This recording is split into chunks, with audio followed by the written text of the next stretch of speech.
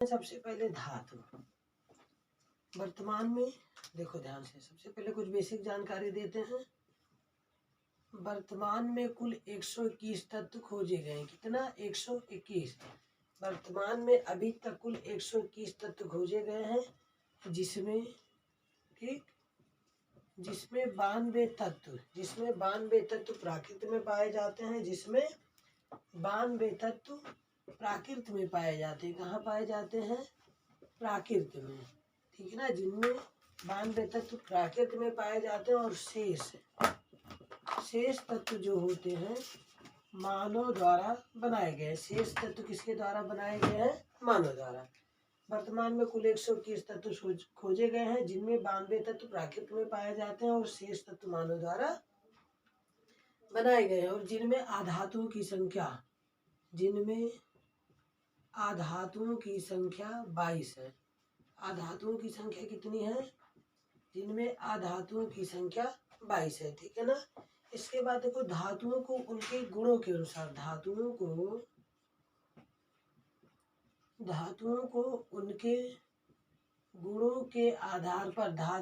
उनके गुणों के आधार पर 3 प्रकार से विभाजित किया गया है। धातुओं को उनके गुणों के आधार पर 3 प्रकार से विभाजित किया गया है। पहला हम मान लेते हैं धातु, और दूसरा आपका क्या है? आधातु, और तीसरा नंबर होता है आपका उपधातु। धातु, आधातु और उपधातु। आइए हम डिफिनीशन देख लेते हैं क्या होता है, ठीक है ना।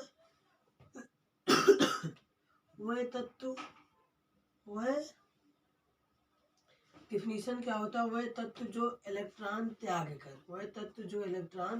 कर धनायन बनाने की प्रवृत्ति रखते हैं।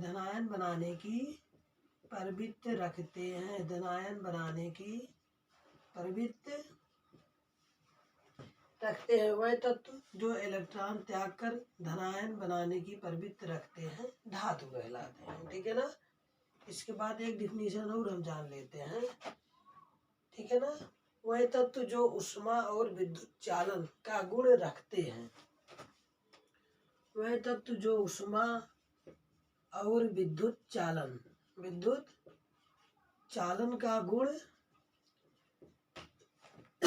रखते हैं। वह तत्व जो ऊष्मा और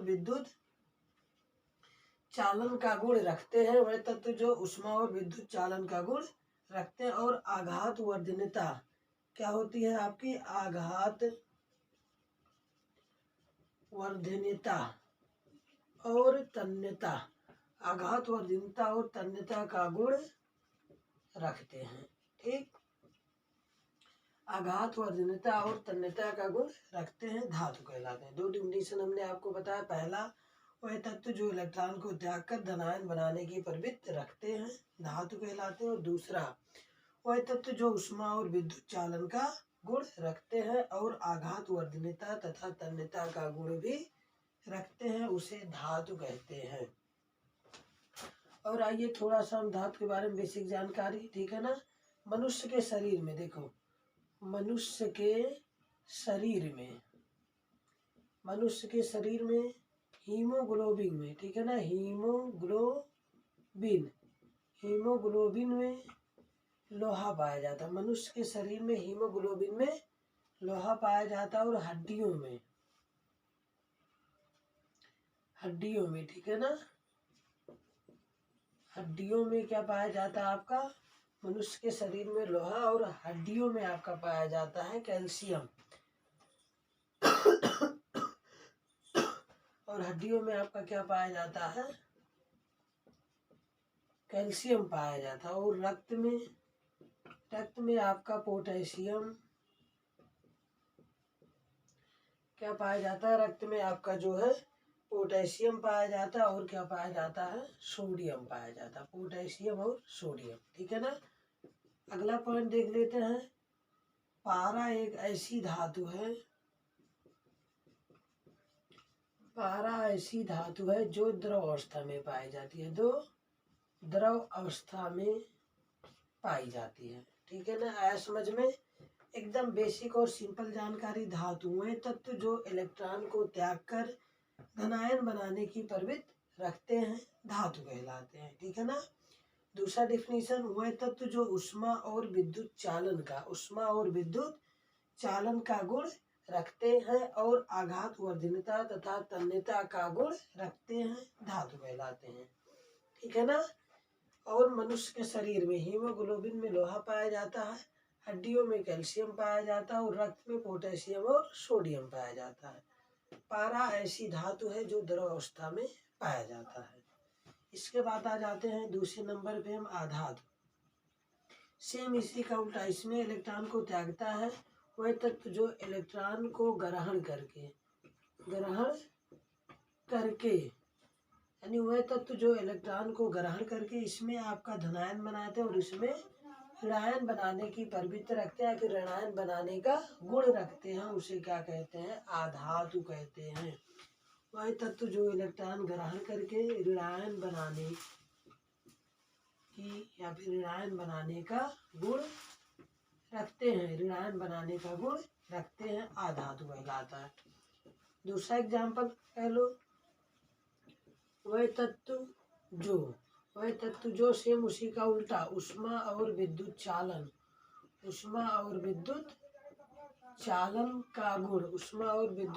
का गुण नहीं रखते और आघात वर्धनता और तन्यता का गुण भी नहीं रखते हैं, आधातु कहलाते हैं।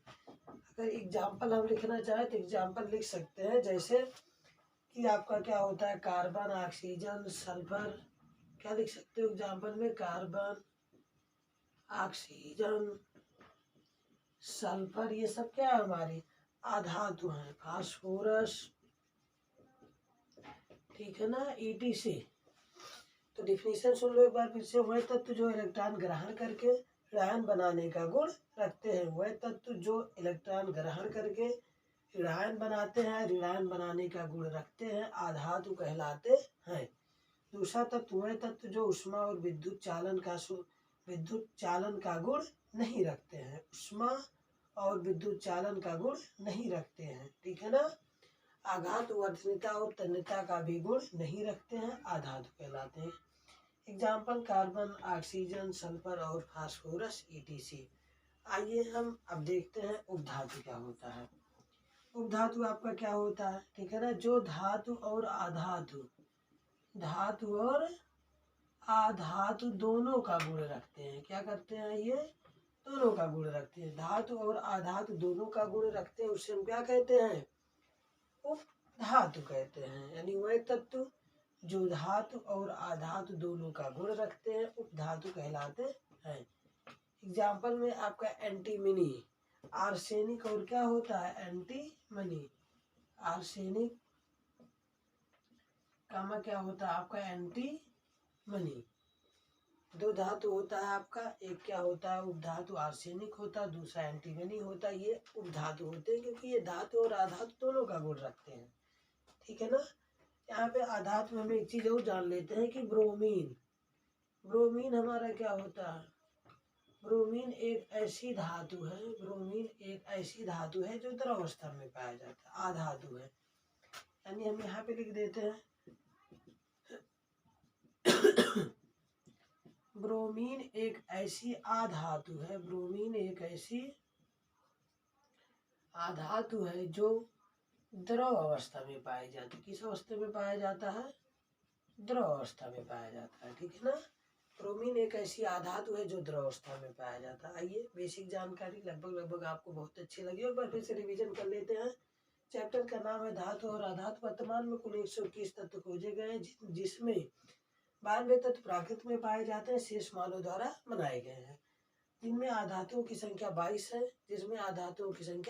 धातुओं को उनके गुणों के आधार पर 3 भागों में बांटा गया है।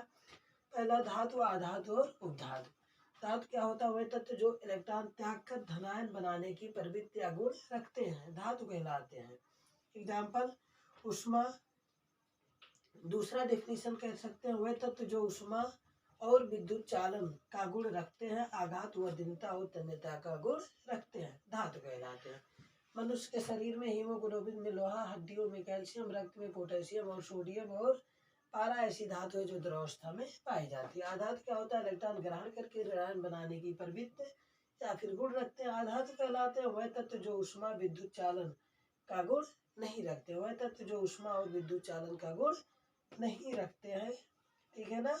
और आघात वर्धिता और तन्यता का भी गुण नहीं रखते हैं, आधातु कहलाते हैं। एग्जाम्पल में carbon, oxygen, sulphur, phosphorus, ETC।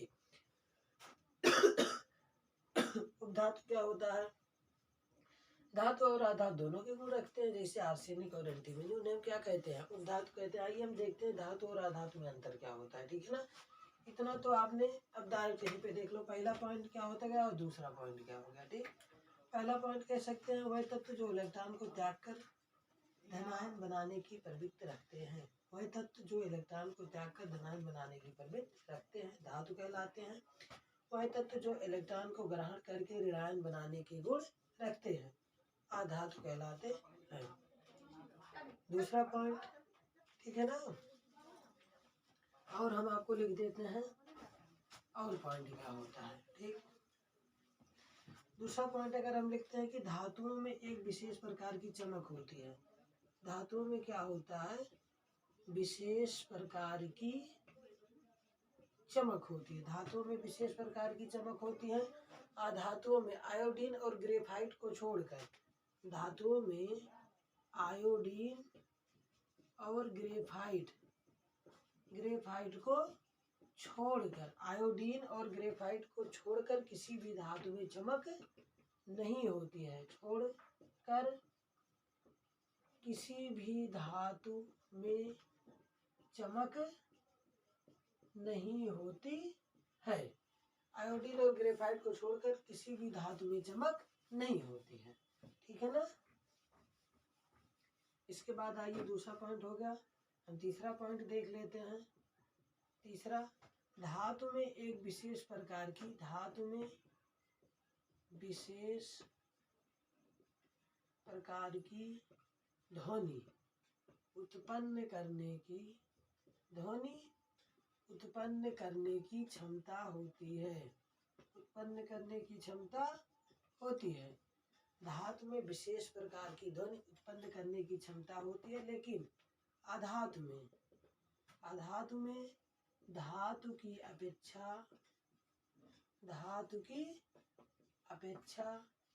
ध्वनि उत्पन्न करने की क्षमता नहीं होती है, ठीक है ना। धातु की अपेक्षा ध्वनि उत्पन्न करने की क्षमता नहीं होती है, किसमें? आधातु में। आइए चौथा पॉइंट देखते हैं। धातु अम्ल से क्रिया करके हाइड्रोजन गैस बनाती है। धातु अम्ल से क्रिया करके हाइड्रोजन गैस बनाती है, ठीक है ना। फिर दूसरा इसमें देख लेते हैं, चौथा पॉइंट। आधातु अम्ल से क्रिया नहीं करती है। आधातु अम्ल से क्रिया नहीं करती है, ठीक ना। आधातु अम्ल से क्रिया नहीं करती है। एक बार फिर से रिवीजन कर लेते हैं। धातु और आधातु। धातु क्या होता है? वह तत्व जो इलेक्ट्रॉन ग्रहण करके धनायन बनाने की प्रवृत्ति रखते हैं। इलेक्ट्रॉन वह तत्व जो इलेक्ट्रॉन ग्रहण करके ऋणायन बनाने की प्रवृत्ति रखते हैं। इसमें इलेक्ट्रॉन त्याग कर धनायन बनाने की प्रवृत्ति रखते हैं। इसमें इलेक्ट्रॉन ग्रहण करके ऋणायन बनाने की प्रवृत्ति रखते हैं। इसमें धातुओं में एक विशेष प्रकार की चमक होती है। आयोडीन ग्रेफाइट को छोड़कर किसी भी धातु में विशेष प्रकार की चमक नहीं होती है। धातु में विशेष प्रकार की ध्वनि उत्पन्न करने की क्षमता होती है।